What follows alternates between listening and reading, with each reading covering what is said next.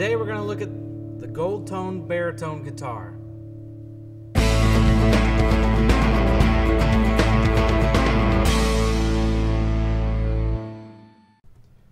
So this is the baritone guitar from Gold Tone. Basically, the only difference between this and a regular guitar is tuned A to A, and this one is 5 steps lower at B to B, giving it that low,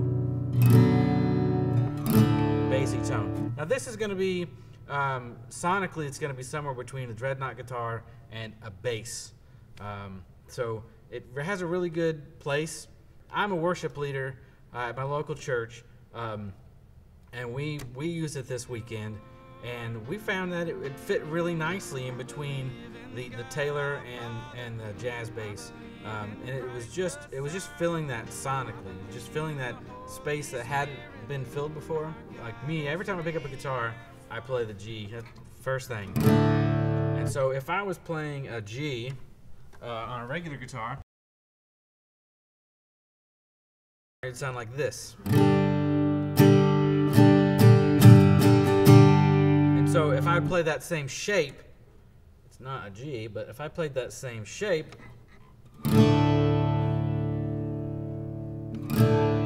it's just a lot more fun when you're just so used to playing regular 6-string. Now the other thing I've noticed is that with this guitar is it does produce a lot of volume acoustically, and so you can end up playing it more with your hands versus the pick, and I find myself enjoying that a whole lot. So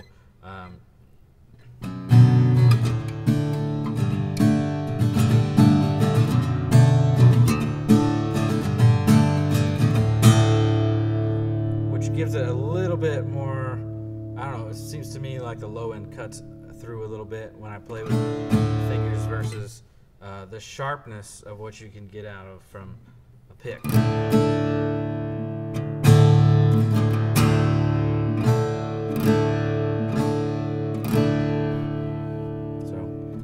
So it just seems a little fun. Now the negatives to this guitar, and not just this guitar, but any baritone guitar, is what you'll find is a little bit more string buzz.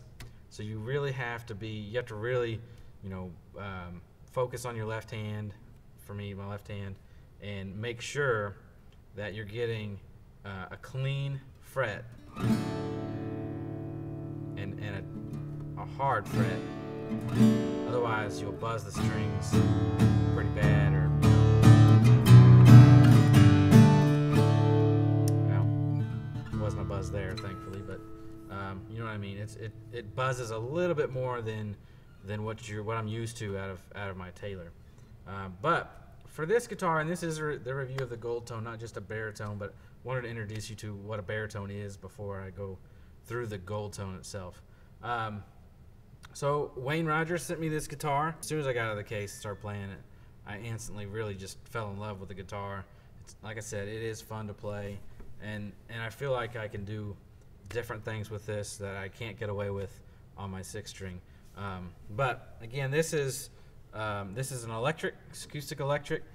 Now this version doesn't have any of the controls that you might see here.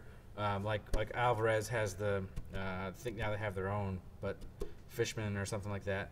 Now, I was told that the next generation of these guitars will have not only onboard electronics, but it'll also have a spot for volume control and possibly like a 3-band EQ or something like that.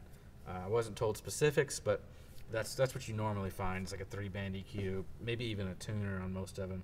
But that should come here in the next few months to a year, I believe. Don't hold me to that. But with it not having this piece here, the controls, it's really hard to access the batteries. Now, in some, you can access, like a Taylor's got this same style of jack, but it has attached to it. It's got a AA battery slot.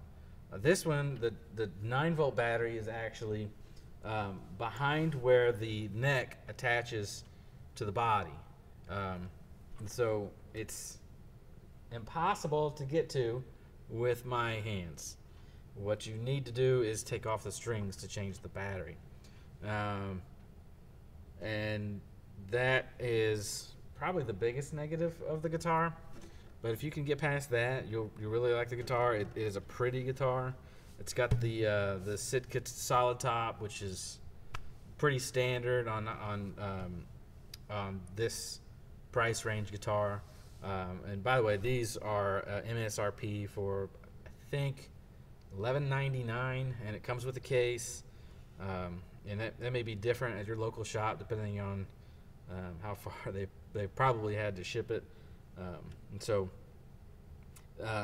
this is the GBG model, which is really it's the only baritone they have. But if you look at the back and the sides, have just an amazing, just a really good finish for the back and the sides. And that is a mahogany back and sides.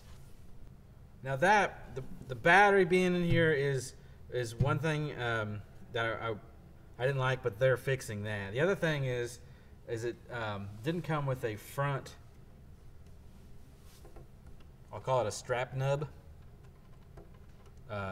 So I just put one on, but you got to be careful because there's metal inside of this. You don't want to hit that.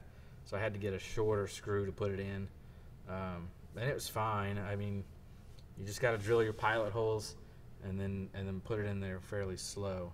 And be careful, because once you split this, then no bueno. One of my pet peeves of guitars is the headstock, and people just go crazy with their headstocks, and they make them just look ridiculous, I think. So I'm funny about it. I really like, first of all, symmetrical. If it's anything but Fender, I like symmetrical, and I like square, and I like Fender. That's about it.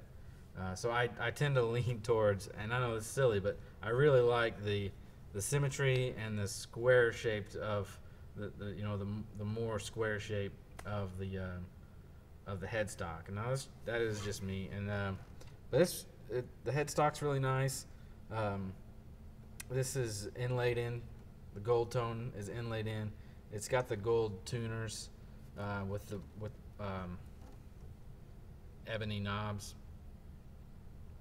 So those are pretty nice tuners here, and these are really tight. I mean, I like them.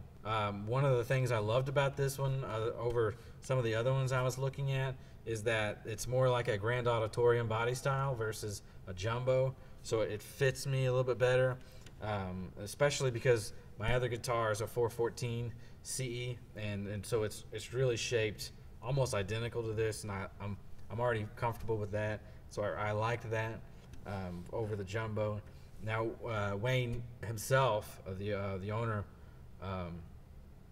of Gold Tone, designed this guitar, designed the bracing for the guitar, and it was designed from the ground to be a baritone, not just what some companies do. They have a jumbo guitar and they just put a baritone neck on it, and then they're done. And so that was nice that he designed this from the ground up to be a baritone, and I think that helps. But let me play a little bit. Stop talking, because that's really what you want to know is, does it sound good? So I'll do my best to make it sound okay. So let me just play around with it.